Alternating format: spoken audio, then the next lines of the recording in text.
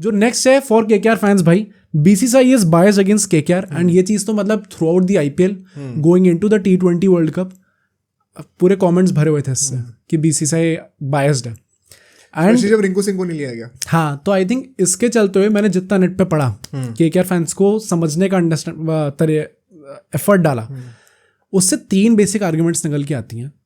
एक तो ये है कि एक हर्षित राणा का इंसिडेंट हुआ था आईपीएल के बीच में 24 में, जब हर्षित राणा को बैन कर दिया था एक मैच के लिए, फाइन भी लगा था ऑब्वियसली, क्योंकि उसने एग्रेसिवली सेलिब्रेट किया था, कुछ ऐसे करके करा था। नहीं, ये तो बाद में करा था जब उसने बीसीसीआई को बेसिकली टॉन्ट करा था।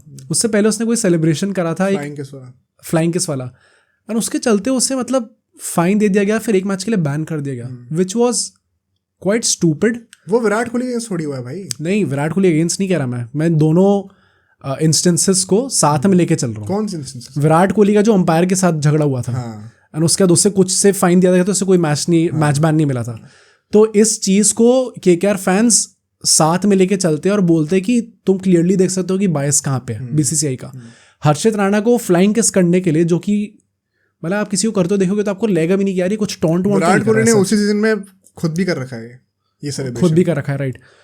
तो उसके चलते हुए उस बंदे को बैन कर दिया गया because supposedly is not that big of a player. और विराट कोहली जो कि स्टार बॉय है आपका, उसने इतना बोला, जिस तरीके से जिस बॉडी लैंग्वेज के साथ वो अंपायर के पास गया था, वो भी केयर का अगेंस्ट ही हुआ था वो, और जिस तरीके से चिल्लाया था वो बंदा, वो देख के लग रहा था कि इस बार फंसेगा, पर कुछ हुआ नहीं अल्टीमेटली।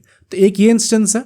डू यू थिंक इसमें कुछ बायसनेस है केकेआर के अगेंस्ट या फिर इन जनरल है? बायसनेस है, पर केकेआर के अगेंस्ट नहीं, बड़े प्लेयर के साथ है। राइट, बड़े और छोटे प्लेयर की बात है, वो फर्क पड़ जाता है। राइट, वो केकेआर नहीं, कोई भी और टीम होती है, उसका कोई अनकैप्ड प्लेयर होता है तो उसके साथ भी ऐसे होता है जो कि उसके साथ हुआ है। तो केकेआर कहाँ पे लेने देना? केकेआर का कोई लेने देना नहीं है, सिर्फ विराट कोहली का लेने देना। मूविंग ऑन, जो नेक्स्ट आर्ग्यूमेंट है केकेआर फैंस को, ये कि 2024 का T20 वर्ल्ड कप जो था, कितना ऑफर हमने देखा, और कितनी सरप्राइजिंग चीज ये है कि उसमें आईपीएल विनिंग टीम का जिसने इतना डोमिनेटिंग फैशन में जीता, उसका एक भी प्लेयर नहीं था। उसके बारे में क्या कहना है? आई थिंक एक ही बंदे का खेलना बनता था, जो कि रिंकू सिंह था, एंड उसके भी ना खेलने का रीज़न क्या था वो हम सबको पता है। हमने तो पूरा वर्ल्ड कप में प्रीच भी किया था, हम लोग सही प्रूफ भी हुए उसके लिए। शिवम दुबे को कितनी भी गाली दे दो, उसके साथ टीम जीती है, एंड जब जरूरत थी तब उसने परफॉर्म करके दिया है, चाहे वो फाइनल का मैच ले लो, चाहे उससे पहले के 2-3 मैचेस ले लो। तो आई थिंक हर किसी का रोल डिफाइंड था, एंड रिंकू को बहुत ही स्पेसिफिक रीज़न की वजह से नहीं लिया गया था, विच इज़ की बॉलिंग नहीं थी उस टाइम पे। उसके चलते हुए it made absolute sense to not have him over Shivam Dube. मैं एज अ केकेआर फैन ये कह रहा हूँ, एंड अगर तुम अभी भी डिसएग्री कर रहे हो तो भाई किस दुनिया में जी रहे हो, हम वर्ल्ड कप जीत गए हैं। तो और किस प्लेयर का बनता था एक्चुअली में आना टीम में? क्या वरुण चक्रवर्ती का टीम में आना ओवर जडेजा, अक्षर पटेल बनता था और कुलदीप यादव बनता था? नहीं। क्या श्रेयस अय्यर का टीम में आना बनता था? नहीं। अंकुरिश रघुवंशी का बनता था, नीतीश राणा का बनता था, वैभव अरोड़ा का बनता था, किसी का नहीं बनता था। तो किस बेसिस पे आप ये कह रहे हो कि केकेआर के प्लेयर सिलेक्ट नहीं होते? इसमें एक आर्गुमेंट ये होगी, वरुण चक्रवर्ती को जिम्बाब्वे वाली सीरीज में क्यों नहीं लिया? वो एक फेयर आर्गुमेंट है। कई लोग कहते हैं कि वरुण चक्रवर्ती को अनफेयरली निकाला भी गया था 2021 के T20 वर्ल्ड कप के बाद, which is also quite fair, क्योंकि उसके स्टैट्स इतने खराब थे भी नहीं, उससे परफॉर्मेंस इतनी खराब करी भी नहीं थी कोई। बट मेरा फिर से वही कहना जो मैंने ऋतुराज गायकवाड़ के लिए कहा था, ऐसे 100 प्लेयर और हैं जो कि केकेआर के अलावा दुनिया बहुत बड़ी है, वहाँ से खेले हुए हैं, उनके साथ भी ऐसा हुआ है। तो आप ये कह रहे हो कि केकेआर अगेंस्ट कोई स्पेशल हेट्रेड है, तो फिर वही इडियोटिक चीज़ हुई है। ऐसा कुछ भी नहीं है। इनफैक्ट अगर इतना ही स्पेशल हेट्रेड था तो इस साल जीतने क्यों दिया? तो कर देते कॉन्स्पिरेसी को। अगर इतनी कॉन्स्पिरेसी अलाउड है तो फिर कॉन्स्पिरेसी का वो बैरोमीटर रुकता कहाँ पे, और ये कौन डिसाइड करता है, तुम और हम में? फिर तो मैं खींच के भी बोलूंगा कि फिर ये लोग जिता भी क्यों रहे केकेआर को? KKR third most successful franchise of all time क्यों है? फिर उसमें क्या बीसीसीआई इन्फ्लुएंस नहीं कर सकती?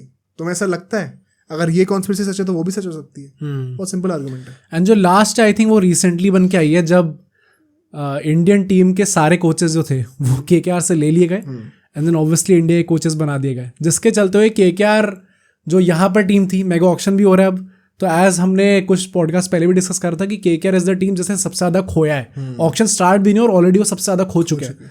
सो इसके चलते हुए नेचुरली जो सिर्फ केकेआर फैंस हैं, जो कि शायद इंडियन टीम के उतने सपोर्ट में नहीं है, कि अपने क्लब को ज़्यादा सपोर्ट करते हैं, वो काफ़ी गुस्सा है इस चीज़ से।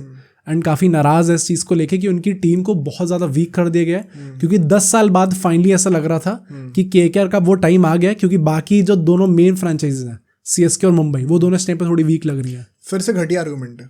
क्यों है? ये उल्टा है भाई, आपको खुश होना चाहिए कि केकेआर को इतना एक्नॉलेज करा गया, कि केकेआर के मेंटोर को इतना एक्नॉलेजमेंट मिला कि भाई आपके काम के आती है, केकेआर की चांदी लग गई यार, आप इंडिया में आके क्यों नहीं सर्व करते हो। गंभीर ने खुद कहा ये चीज़ यार कि ये तो बहुत बड़ा ऑनर है और मेरे काम को एक्नॉलेज किया जा रहा है, तो इससे बड़ा कॉम्प्लीमेंट केकेआर के लिए क्या हो सकता है कि आपकी सक्सेस को देखिए बीसीसीआई इतना इंस्पायर हुई कि उन्होंने कहा भाई आप अपने रिसोर्सेज हमारे साथ शेयर करिए, कंट्री को जिताते हैं आकर।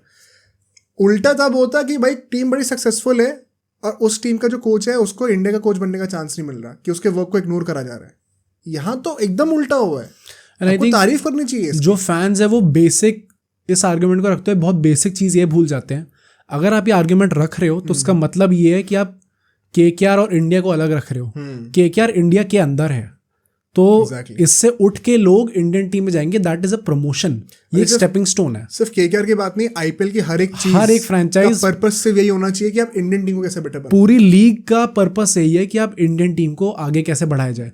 सो अपने क्लब को और अपनी कंट्री को अलग मत समझो, वो दोनों सेम चीज का पार्ट है। वो 2 महीने के लिए आप किसी एक चीज को सपोर्ट करो, उसके चक्कर में ये मत भूल जाओ कि बाकी 10 महीने के लिए आप किसको सपोर्ट करते हो। तो बहुत सिंपल सी ये चीज थी जो मैं रखना चाहता था केकेआर के लिए। मोर आर्गुमेंट्स, मतलब दो पॉइंट्स लोग यूजुअली कमेंट में बोलेंगे इसके लिए जो हमसे डिसएग्री करेंगे।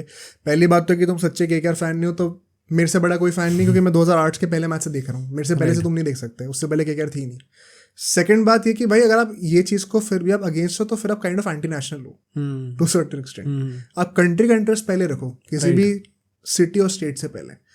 तो ये 2 पॉइंट्स हैं। अगर इसके अलावा कोई आर्गुमेंट होगा तो आके कमेंट करना, वरना वो सब कुछ मतलब वो किस कैटेगरी कमेंट होने वाला है मुझे पहले से ही पता है। हाँ, अब सोचो अगर एक क्लिप इतनी बढ़िया थी तो पूरा का पूरा पॉडकास्ट कितना बढ़िया होगा। तो अगर आपको इसी क्लिप का पूरा पॉडकास्ट देखना है तो यहाँ पे क्लिक करिए, और अगर आपको ऐसे ही और क्लिप्स बिंज वॉच करनी है तो यहाँ पे क्लिक करिए।